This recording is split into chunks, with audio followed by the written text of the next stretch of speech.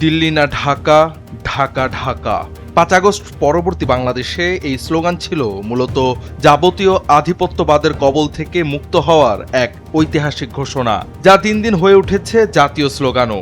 এই স্লোগানে শুধু আঞ্চলিক আধিপত্যবাদ থেকে মুক্তির কথাই বলা হয়নি, বরং দেওয়া হয়েছে আন্তর্জাতিক যে কোনো আধিপত্যবাদের জালে না জড়ানোর বার্তাও। কিন্তু এতটা সত্ত্বেও রাজনৈতিক দলগুলোর বিভিন্ন দেশের সাথে সম্পৃক্ততার গুঞ্জন অসন্তোষ তৈরি করেছে জনমনে।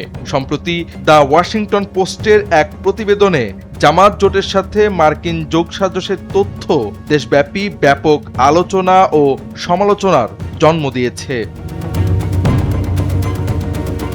দ্য ওয়াশিংটন পোস্টের এক প্রতিবেদনে জানা যায়, গত ১ ডিসেম্বর ঢাকায় নারী সাংবাদিকদের সঙ্গে এক রুদ্ধদ্বার বৈঠকে একজন মার্কিন কূটনীতিক জামাতের সাথে বন্ধুত্ব তৈরির আকাঙ্ক্ষা জানান।